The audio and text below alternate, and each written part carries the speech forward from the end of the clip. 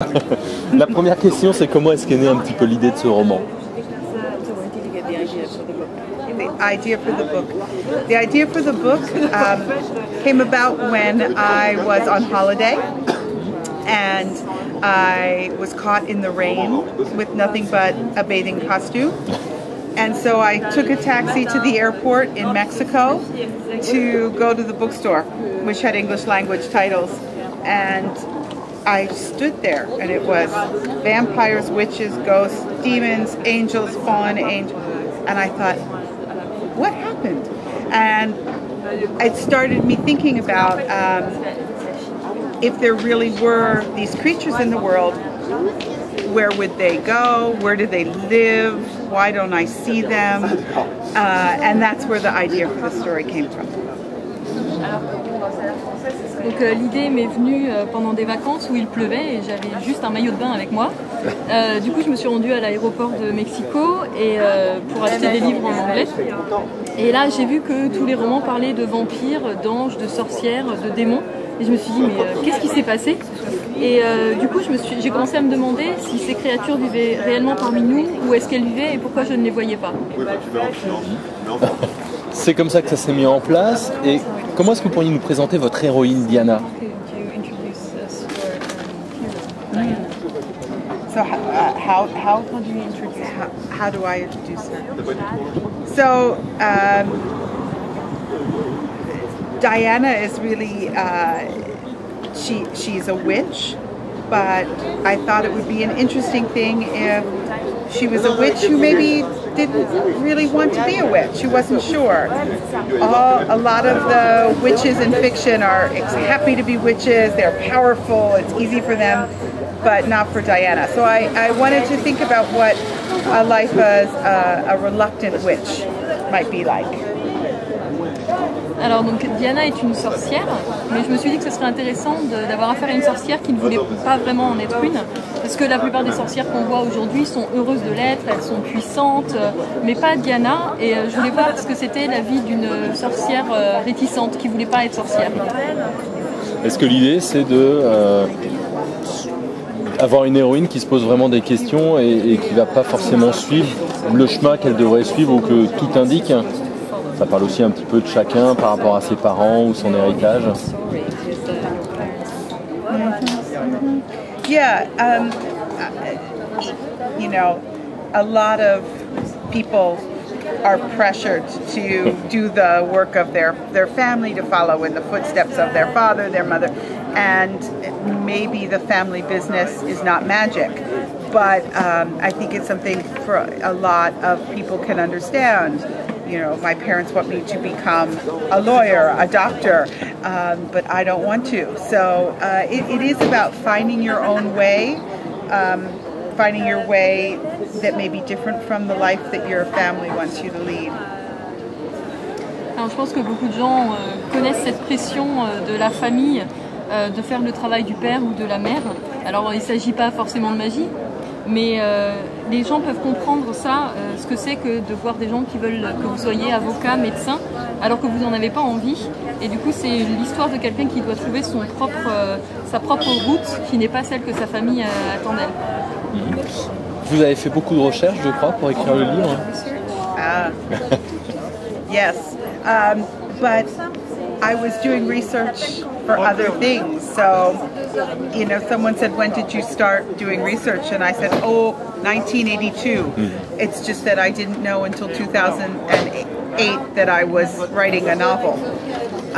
So as a historian, as a scholar, I collect all kinds of information.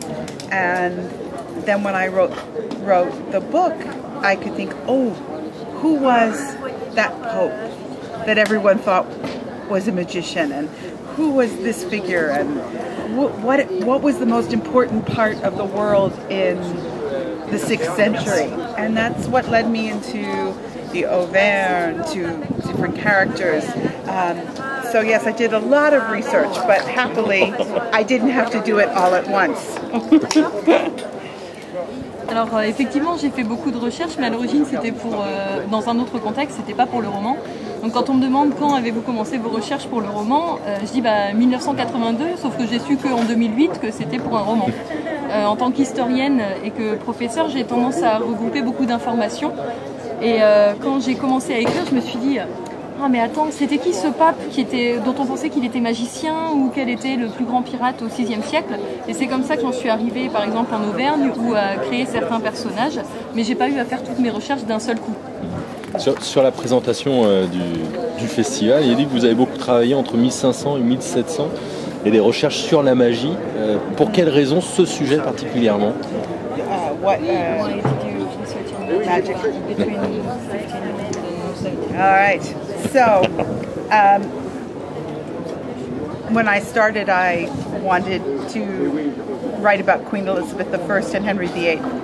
But the more I studied, the more interested I became in how people then looked at the world, how they explained what they saw. I think it's very similar to the way I started approaching the book itself. You know, where could these people? Why would these creatures exist? What is their place in the world?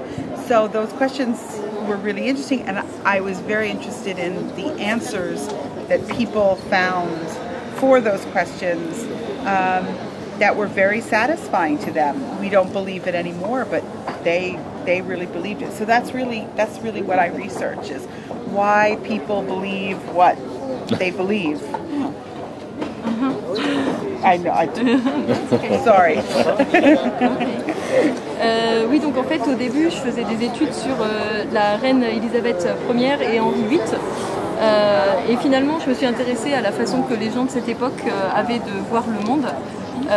Et c'est un peu comme m'est venu le roman, savoir pourquoi ces créatures pouvaient vivre et où.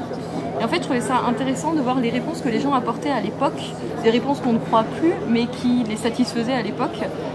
C'est ce qui m'a intéressé dans mes recherches, savoir pourquoi les gens croyaient ce qu'ils croyaient. Et vous avez rendu vivante la magie dans votre livre. C'était le plaisir par rapport à l'historienne. Yes, there are many pleasures. One of which was, as a historian, when I don't know something, I have to go to the library and look it up. And when I'm a novelist, if I don't know the answer, I have to make it up. But it was fun to imagine the ways in which maybe those beliefs that we no longer believe might have actually been true. So it was about taking those ideas from the 1500s, 1600s and pushing them forward into our own time. That was a lot of fun. And imagining, okay, so how would that look in modern terms? Alors il y a eu beaucoup de plaisir dans le fait d'écrire ce roman, mais le principal aspect c'est qu'en tant qu'historienne, quand je ne sais pas quelque chose, je suis obligée d'aller à la bibliothèque et de faire des recherches. Quand j'écris un roman, quand je ne sais pas, j'invente. Donc ça c'est quand même plus sympa. Et c'était aussi, ce qui m'intéressait aussi, c'était de voir comment des croyances auxquelles on ne croit plus aujourd'hui pourraient être vraies.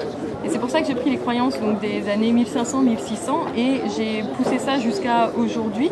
Ça, c'était vraiment super sympa et voir comment ça s'inscrirait dans un monde plus moderne. Est-ce qu'il y a d'autres périodes de l'histoire comme ça qui vous plaisent particulièrement et qui pourraient vous inspirer d'autres livres? Well, yes. So my favorite period is the period I research, 1500 to 1700.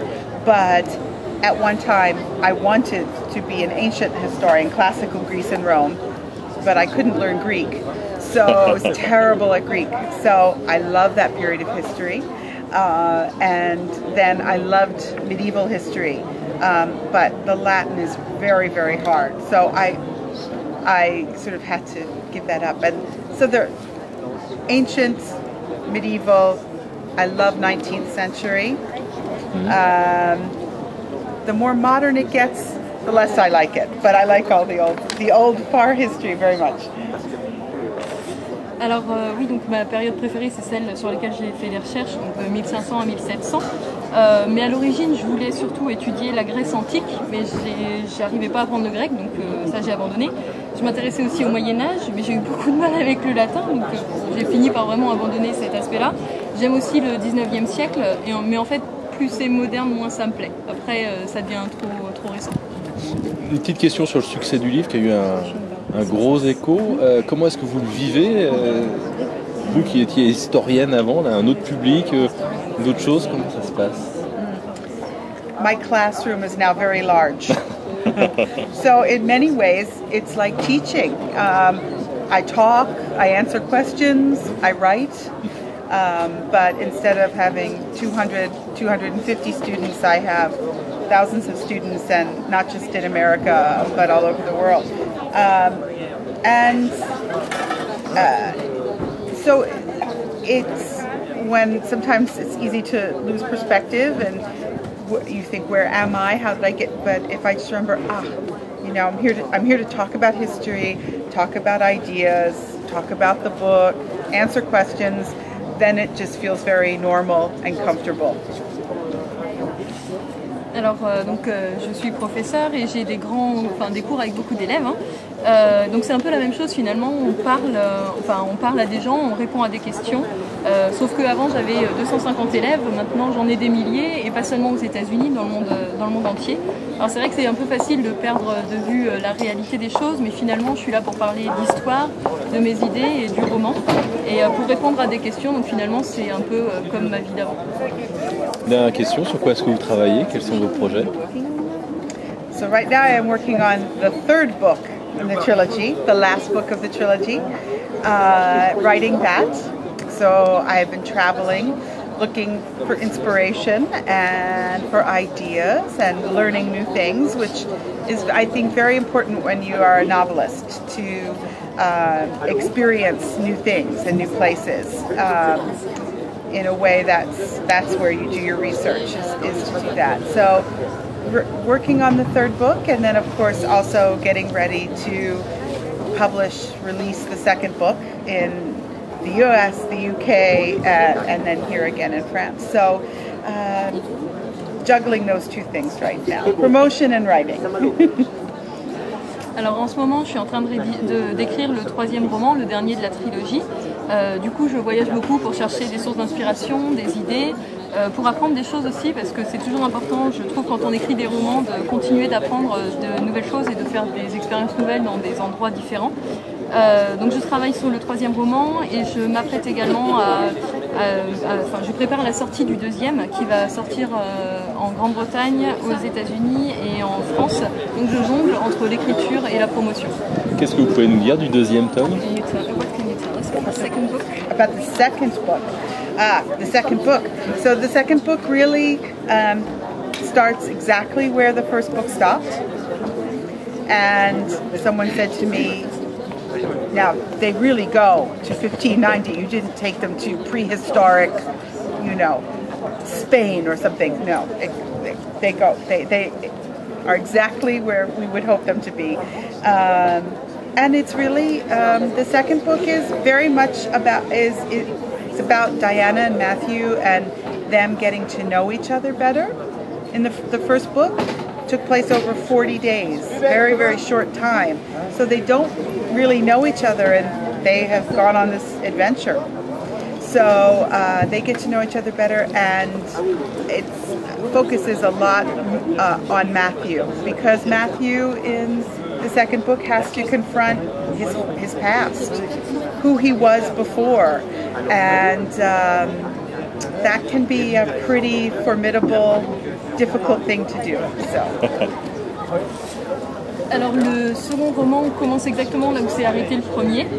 Alors il y a des gens qui m'ont demandé, vous les avez vraiment envoyés en 1590, pas en Espagne au temps de la préhistoire. J'ai dit non, c'est bon, ils sont là où ils doivent être. Donc ça va se concentrer plus sur Diana et Matthew qui apprennent à se connaître. Étant donné que le premier roman se passe sur 40 jours, c'est quand même assez rapide, donc ils ne se connaissent pas vraiment quand ils partent pour cette aventure.